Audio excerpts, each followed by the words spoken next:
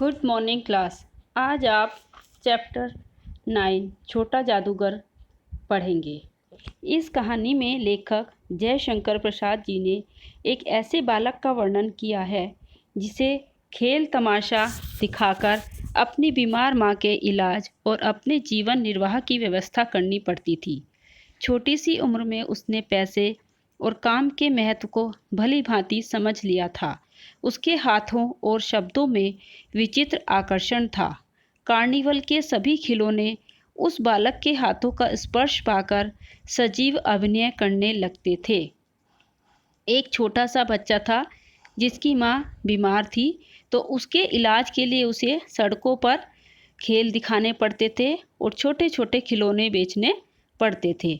परंतु उसके हाथों में ऐसा जादू था कि जिस भी खिलौने को वो हाथ लगाता था तो वह ही नृत्य करने लगता था और शब्दों में इतनी आकर्षण था उसका, ऐसे ऐसे शब्द वो इस तरह से बातें करता था, बोलता था कि सारी भीड़ उसका खेल देखने के लिए जमा हो जाती थी। इसी के बारे में मेरी के एश ने एक वो लिखा है कि प्रत्येक सुबह हमारी कहानी का एक नया पृष्ठ आरंभ करती है जिसे हमें अपने प्रयास से श्रेष्ठ बनाना होता है। बिल्कुल सही है कि प्रतिदिन हमारे जीवन का एक नया दिन शुरू होता है और हमारे हाथों में होता है कि उस दिन को हम उसको कितना महत्वपूर्ण और कितना अच्छा बना सकते हैं। कार्निवल के मैदान में बिजली जगमगा रही थी। चारों ओर हंसी और विनोद का कलनाद गूंज रहा था। उस छोटे फुआरे के पास एक लड़का चुपचाप शरबत पीने वालों को देख रहा था। कार्निवल था, उसके मैदान में बिजलियां जगमगा रही थी, मतलब बहुत अच्छी डेकोरेशन हुई हुई थी। चारों ओर हंसी और विनोद, यानी कि सब लोग बहुत खुश थे, हंस रहे थे, बातें कर रहे थे, इनकी सबकी आवाज़ आ रही थी। उस छोटे फुआरे के पास एक छोटा सा फुआरा लगा हुआ था, उसमें एक लड़का चुपचाप शरबत पीने वालों को, जो कि कुछ लोग वहाँ पर शरबत बिक रहा था उसको पीने वालों को देख रहा था। उसके गले में फटे कुर्ते के ऊपर से मोटी सी सूत की रस्सी पड़ी थी और जेब में ताश के कुछ पत्ते थे। उसके मुंह पर गंभीरता के साथ धैर्य की रेखा थी, मतलब वो इतना अच्छे से करीबी से देख चुका था दुनिया को और जीवन को, क्योंकि उसके पास जो है शुरू से ही इतनी जिम्मेदारियां आ गई थी कि वह बहुत ही धैर्यवान हो गया था और बहुत ही सीरियस नेचर का हो गया था। उसकी ओर न जाने क्यों मैं आकर्षित हुआ। लेखक कहता है कि उसको देख करके मैं उसकी ओर आकर्षित हुआ। उसके अभाव में भी कुछ संपूर्णता थी। मैंने पूछा, क्यों जी, तुमने इसमें क्या देखा? मैंने सब देखा है। यहाँ चूड़ी फेंकते हैं, खिलौनों पर निशाना लगाते हैं, तीर से नंबर छेदते हैं। मुझे तो खिलौनों पर निशाना लगाना अच्छा लगा। जादूगर तो बिल्कुल निकम्मा है। उससे अच्छा ताश का खेल तो मैं दिखा सकता हूँ। उसने कहा कि मैंने तो ये सब कुछ देखा है कि तीर से नंबर छेदते हैं, खिलौनों पर निशाना लगाते हैं, और ये जो जादूगर खेल दिखा रहा है ये तो बिल्कुल निकम्मा है। इससे अच्छा तो खेल मैं दिखा दूंगा ताश के पत्तों का। उसने बड़े जोश से कहा। उसकी वाणी में कहीं कोई रुकावट नहीं थी, मतलब कोई घबराहट, कोई रुकावट की वह ऐसे ही कह रहा हो, एकदम वो कॉन्फिडेंस के साथ कह रहा था। मैंने पूछा, और उस पर्दे में क्या है? वहाँ तुम गए थे? नहीं, मैं नहीं जा सका, टिकट लगता है। उसने कहा कि नहीं, मैं तो वहाँ नहीं गया क्योंकि वहाँ पर टिकट लगता है, टिकट से ही वहाँ अंदर जाने देते हैं। मैंने कहा तो चलो, मैं वहाँ तुम्हें ले चलूँ। मैंने मन ही मन कहा, भाई आज के तुम ही मित्र रहे। उसे रोज़ कोई ना कोई ऐसा मिल ही जाता होगा जो उसकी बातों से प्रभावित हो जाता होगा और उसको कुछ ना कुछ विशेष कार्य करा देता होगा। तो आज उन्होंने कहा कि चलो मैं तुम्हें वहाँ पर ले चलता हूँ, तुम्हारा टिकट मैं दे दूँगा। तो उसने मन ही मन कहा कि ठीक है, मेरे आज के मित्र तुम ही हो। उसने कहा, वहाँ जाकर क्या कीजिएगा? उसने पूछा कि वहाँ जाके क्या करना होता है? चलिए निशाना लगाया जाए।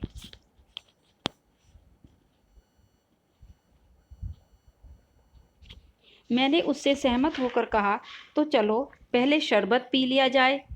उसने हाँ के बहाने सिर हिला दिया। उसने वह मान गया। उसने जब कहा कि चलो मैं तुम्हें शरबत भी पिला देता हूँ, उसने सिर हिलाया कि हाँ चलो चलते हैं। मनुष्यों की भीड़ से जाड़े की संध्या भी वहाँ गर्म हो रही थी। हम दोनों शरबत पीकर निशाना लगाने चले। राह में ही मैंने उससे पूछा, राह मतलब रास्ते में ही मैंने उससे पूछा, तुम्हारे घर में और कौन कौन है? माँ और बाबूजी। उन्होंने तुम्हें यहाँ आने के लिए मना नहीं किया? बाबूजी जेल में हैं। क्यों? देश के लिए। वह गर्व से बोला कि मना कैसे करते, बाबूजी तो जेल में हैं। और तुम्हारी माँ? वह बीमार है और तुम तमाशा देख रहे हो। उसके मुंह पर तिरस्कार की हंसी फूट पड़ी। उसने कहा, तमाशा देखने नहीं, दिखाने निकला हूँ। कि मैं देख नहीं रहा हूँ तमाशा, मैं तो लोगों को अपना तमाशा दिखा रहा हूँ। कुछ पैसे ले जाऊँगा तो माँ को पथ्य दूंगा। पथ्य मतलब रास्ता। मुझे शरबत न पिलाकर यदि आपने मेरा खेल देखकर मुझे कुछ पैसे दे दिए होते तो मुझे तसल्ली हो जाती। मैं आश्चर्य से उस 13-14 वर्ष के लड़के को देखने लगा। हाँ, मैं सच कहता हूँ बाबूजी, माँ जी बीमार हैं, इसलिए मैं नहीं गया। कहाँ? जेल में। जब कुछ लोग खेल तमाशा देखते ही हैं तो क्यों न मैं दिखाकर माँ की दवा करूँ और अपना भी पेट भरूँ। तो वह खेल तमाशा दिखा दिखा करके जो पैसे कमाता है उससे अपनी माँ का इलाज करता है और अपने खाने पीने की चीज़ें जुटाता है, अपने घर का काम चलाता है। मैंने दीर्घ निश्वास लिया। मतलब उन्होंने बहुत लंबा सा सांस लिया कि जैसे हम किसी की बात सुन करके ऐसे करते हैं कि अच्छा ये बात है। चारों ओर बिजली के लट्टू नाच रहे थे। मन व्यग्र हो उठा। मैंने उससे कहा, अच्छा चलो निशाना लगाया जाए। हम दोनों उस जगह पहुंचे जहां खिलौनों को गेंद से गिराया जाता था। मैंने 12 टिकट खरीदकर उस लड़के को दिला दिए। उन्होंने 12 टिकट खरीदे और उस लड़के को दे दिए। वह निकला पक्का निशानेबाज। उसकी कोई गेंद खाली नहीं गई। उसने इतना अच्छा निशाना लगाया कि कोई भी गेंद खाली नहीं गई। देखने वाले दंग रह गए। उसने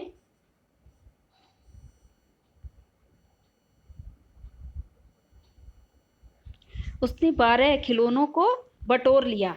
12 टिकट थे उसके पास। उसने 12 निशाना लगाया, कोई भी निशाना उसका खाली नहीं गया और उसने 12 के 12 खिलौने ले लिए। लेकिन उठाता कैसे? कुछ मेरे रुमाल में बांधे, कुछ जेब में रख लिए। लड़के ने कहा, बाबूजी आपको तमाशा दिखाऊंगा, बाहर आइए, मैं चलता हूँ। वह 9-2-11 हो गया। मैंने मन ही मन कहा, इतनी जल्दी आंखें बदल गई, मतलब यह तो इतनी जल्दी पलट गया कि पर आपने खिलौने लेकर के चलता बना। मैं घूमकर पान की दुकान पर आ गया। पान खाकर बड़ी देर तक इधर उधर टहलता हुआ सब देखता रहा। झूले के लोगों का ऊपर नीचे आना देखने लगा। अकस्मात मतलब अचानक किसी ने ऊपर के हिंडोले से पुकारा, बाबूजी। मैंने पूछा, कौन? मैं हूँ, छोटा जादूगर। वो हिंडोले में जाकर के यानी कि झूले में जाकर के बैठ गया था और सबसे ऊपर पहुंच गया था। कलकत्ता के सुंदर बॉटनिकल उद्यान में लाल कमलिनी से भरी हुई एक छोटी सी झील के किनारे घने वृक्षों की छाया में अपनी मंडली के साथ बैठा हुआ मैं जलपान कर रहा था। मतलब बॉटनिकल यानी कि जिसमें दवाइयाँ वगैरह होती हैं, बायो की वो होती है, बगीचा होता है, सब तरह की जड़ी बूटियाँ लगी हुई होती है। उसमें लाल कमलिनी से भरी हुई एक छोटी सी झील थी। लाल कमलिनी, लाल रंग के कमल, जो उसके किनारे घने वृक्षों की छाया में अपनी मंडली के साथ बैठा हुआ मैं जलपान यानी कि लेकर कर रहा था। बातें हो रही थी। इतने में वही छोटा जादूगर दिखाई पड़ा। हाथ में 4 खाने की खादी का झोला और आधी बाहों का कुर्ता, सिर पर मैला रुमाल सूत की रस्सी में बंधा था। मस्तानी चाल से झूमता हुआ आकर कहने लगा, बाबूजी नमस्ते। आज कहिए तो खेल दिखाऊं? नहीं जी, अभी हम लोग जलपान कर रहे हैं। उन्होंने मना कर दिया कि नहीं, अभी हम नाश्ता पानी कर रहे हैं। फिर इसके बाद गाना बजाना होगा बाबूजी। नहीं जी, तुम्हें। बस वो इतना कह करके रुक गए। मैं क्रोध में कुछ और कहने जा रहा था, तभी श्रीमती जी ने कहा, दिखलाओ जी, तुम तो अच्छे आए। भला कुछ मन तो बहले कि अच्छा हुआ तुम आ गए। दिखलाओ दिखलाओ, अपना खेल दिखाओ, कुछ हमारा मन तो लगेगा। मैं चुप हो गया क्योंकि श्रीमती जी की बोली में माँ की सी वह मिठास थी जिसके सामने किसी भी लड़के को रोका नहीं जा सकता। उसने खेल आरंभ किया उस दिन कार्निवल के सब खिलौने उसके खेल में अपना अभिनय करने लगे। भालू मनाने लगा, बिल्ली रूठने लगी, बंदर घुड़कने लगा, गुड़िया का ब्याह हुआ, गुड्डा वर काना निकला।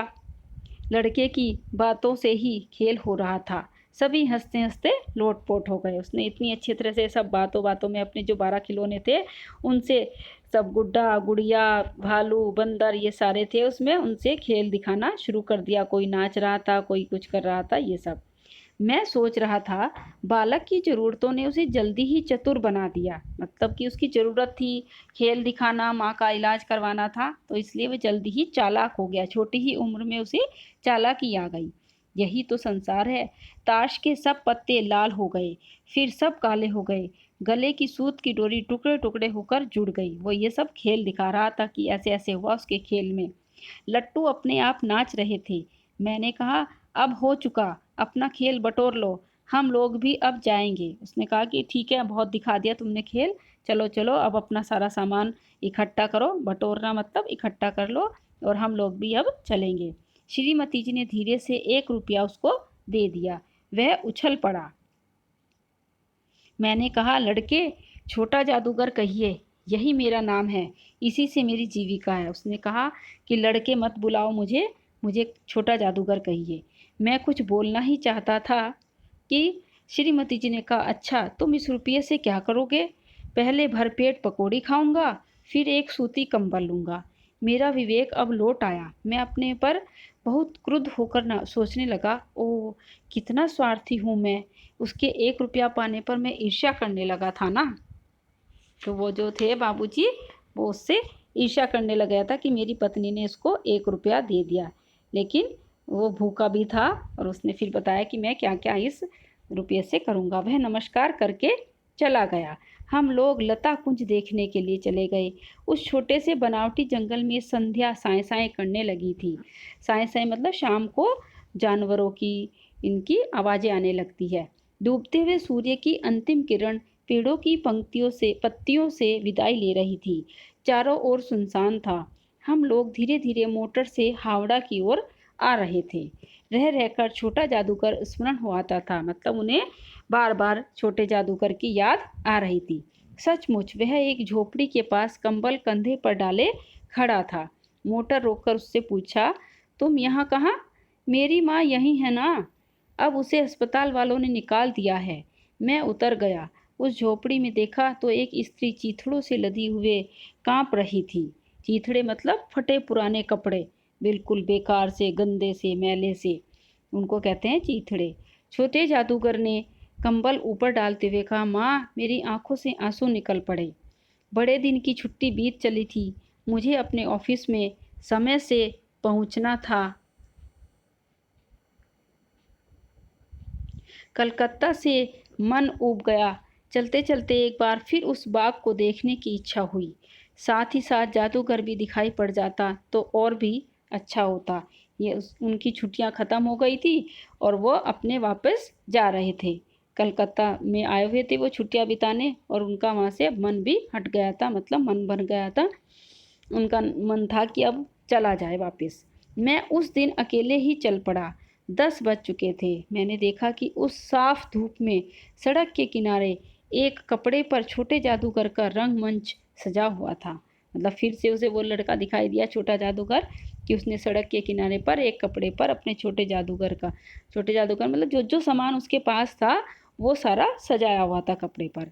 मैं मोटर रोककर उतर पड़ा। वहाँ बिल्ली रूठ रही थी।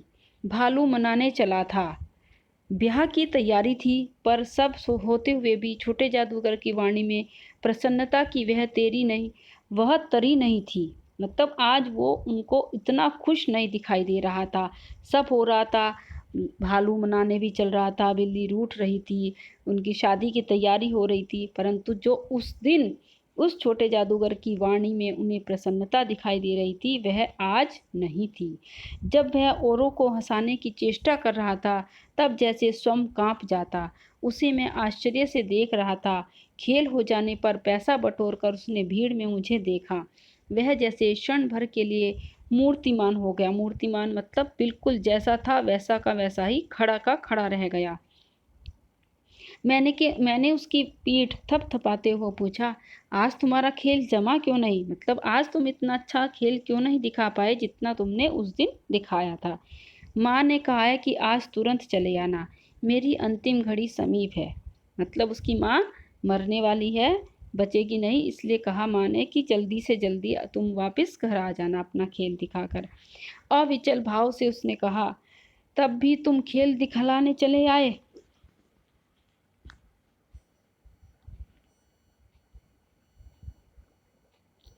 उसने कहा, क्यों ना आता? और कुछ अधिक कहने में जैसे वह अपमान का अनुभव कर रहा था कि मतलब मेरे पास पता नहीं उसके पास किस चीज़ की कमी थी, क्या थी, इसलिए सिर्फ यही कह दिया उसने कि क्यों ना आता। क्षण भर में मुझे अपनी भूल मालूम हो गई। उसके झोले को गाड़ी में फेंक कर उसे भी बैठाते हुए मैंने कहा, जल्दी चलो। मोटर वाला मेरे बताए हुए पथ पर चल पड़ा। उसको अपनी गाड़ी में उन्होंने बैठा लिया और जिस मोटर में वो जा रहे थे, जहाँ उन्होंने रास्ता बताया, उस पर वो चल पड़ा। कुछ ही मिनटों में मैं झोपड़े के पास पहुंचा। जादूगर दौड़कर झोपड़े में माँ माँ पुकारते हुए घुसा। मैं भी साथ था, किंतु स्त्री के मुंह से बे निकल कर रह गया। उसके दुर्बल हाथ उठकर गिर पड़े। जादूगर उससे लिपटा रो रहा था। मैं भौचक्का खड़ा था। उस साफ धूप में सारा संसार जैसे जादू सा मेरे चारों ओर नाच रहा था। मतलब उसकी माँ जो है अब नहीं रही थी, वो समाप्त हो चुकी थी, तो ऐसे वो रो रहा था अपनी माँ से लिपट लिपट कर। ये इसके शब्दार्थ हैं, ये सारे आप कर लेना अपनी नोटबुक में।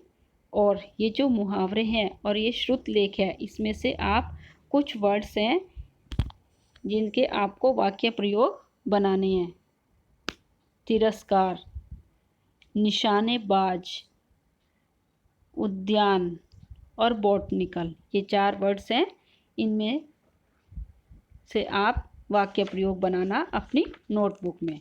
और उसके बाद ये आपके मौखिक प्रश्न हैं जो मैं आपको बता रही हूँ, ये सिर्फ पढ़ने के लिए हैं, नोटबुक में नहीं करने हैं। और उसके बाद के जितने भी अर्थग्रहण संबंधी प्रश्न हैं, लघु उत्तरीय प्रश्न हैं और दीर्घ उत्तरीय प्रश्न हैं, ये मैं आपको असाइनमेंट्स में भेज दूँगी। तो मौखिक प्रश्न, पहला प्रश्न है, छोटा जादूगर लेखक से पहली बार कहाँ मिला? तो छोटा जादूगर लेखक से पहली बार कार्निवल के मैदान में मिला। छोटे जादूगर ने कितने खिलौने बटोरे? छोटे जादूगर ने 12 खिलौने बटोरे थे। छोटे जादूगर ने अपने पिता के विषय में क्या बताया? कि वह अपने देश के लिए जेल में हैं, ये बताया था उसने अपने पिता के विषय में। छोटा जादूगर दूसरी बार लेखक से कहाँ मिला? छोटा जादूगर दूसरी बार लेखक से बॉटनिकल उद्यान में मिला। लेखक की पत्नी ने खेल दिखाने के लिए लड़के को कितने पैसे दिए? तो लेखक की पत्नी ने खेल दिखाने के लिए लड़के को 1 रुपया दिया। तीसरी बार लेखक ने जादूगर को कपड़े पर रंगमंच सजाकर खेल दिखाते हुए कहाँ देखा? कहाँ देखा उसने? एक सड़क के किनारे, जब वह हावड़ा जा रहे थे। ये हुए आपका क्वेश्चन आंसर, मौखिक प्रश्न उत्तर। ऐसे आपका ये चैप्टर कंप्लीट होता है। अब आप इसको